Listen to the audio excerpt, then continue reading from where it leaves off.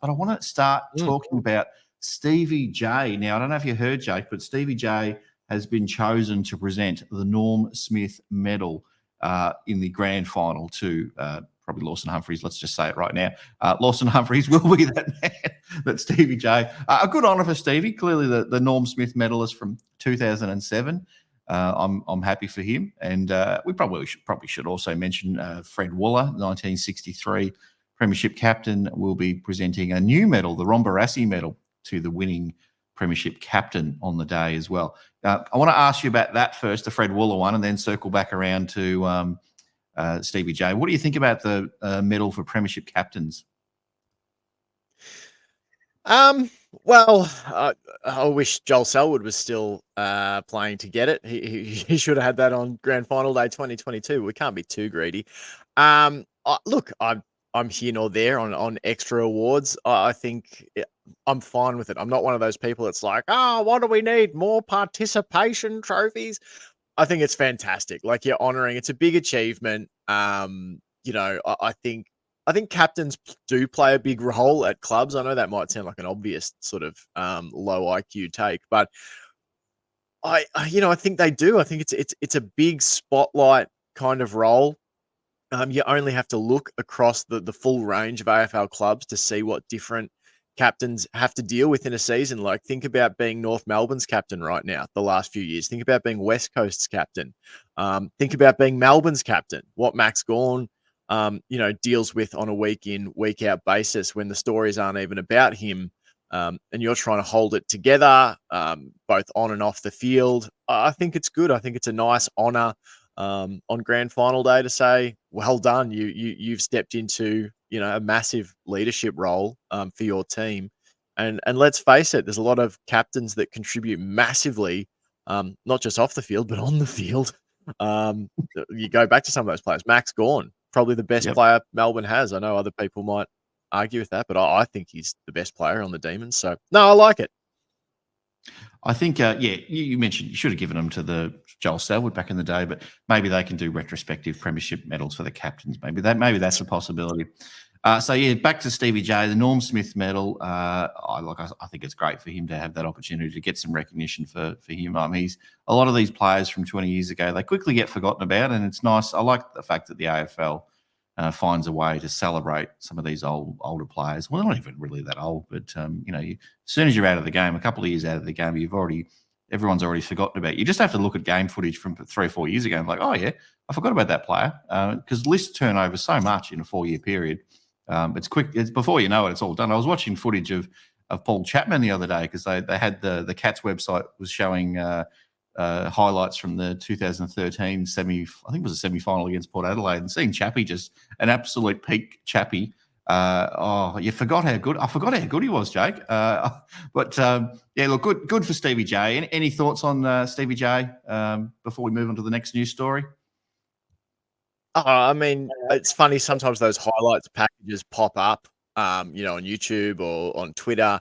Of those eras, and Stevie J. You mentioned Paul Chapman earlier. Like, what a team we had, and it's incredible to think how Geelong's continued to rebuild and relaunch. Like, you look back at the retirement lists season by season, you're like, how did we lose all those players? And yet it was like, a bit of a down year. We went out in straight sets in the finals, like after finishing 4th or whatever. It's like, what?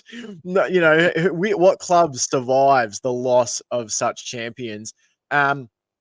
Stevie J's been very successful in his role up at Yarrawonga as the coach. I was just having a look. 31 wins, 3 losses in home and away play the last 2 seasons. They're just about to start finals this year. The Pigeons are on top of the ladder, 17-1 this year, and looking to go back to back. I know he's called time on his Yarrawonga coaching career. I think he's returning down Geelong somewhere.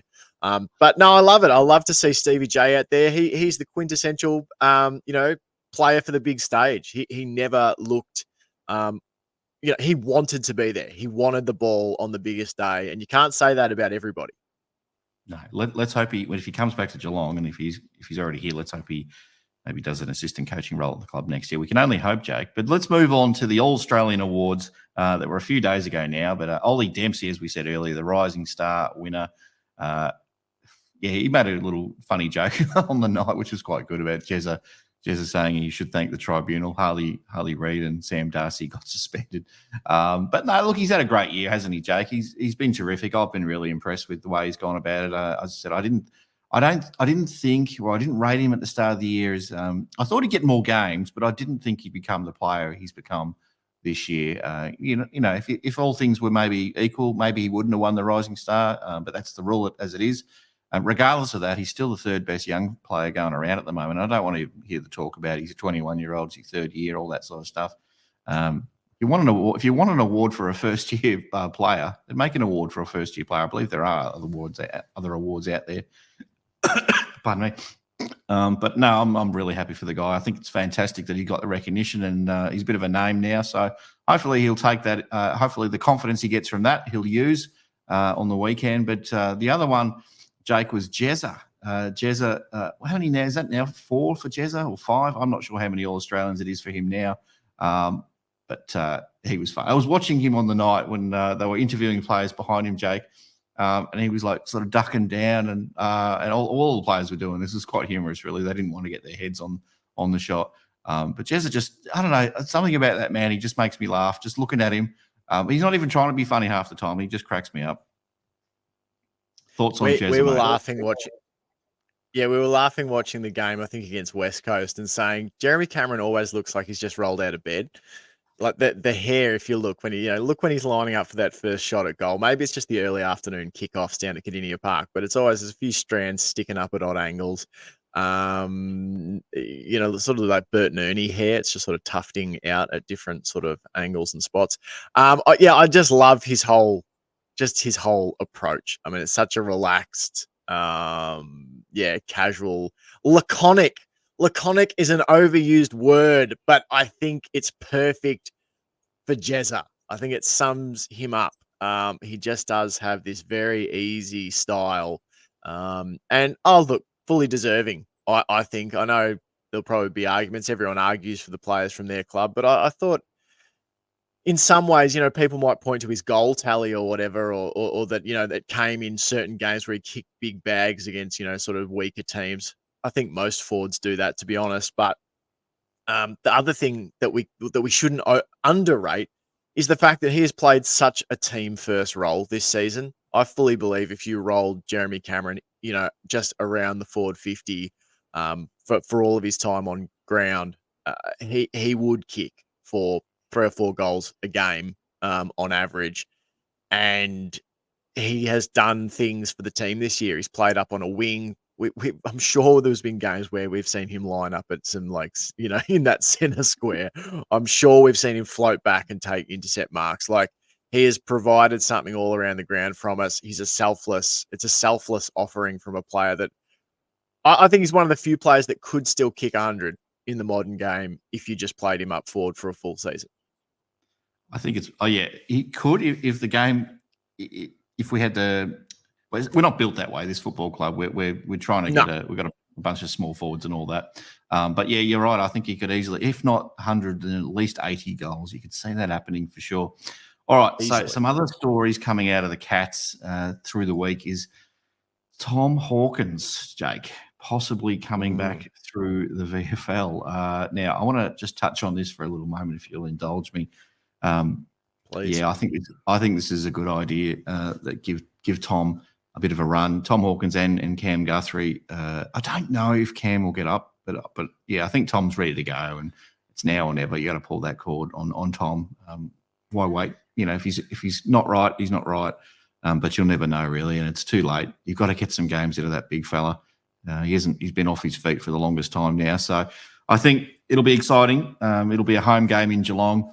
I don't know if we'll get 40,000 there, but you'd think you'd get a little bit more than the average VFL game.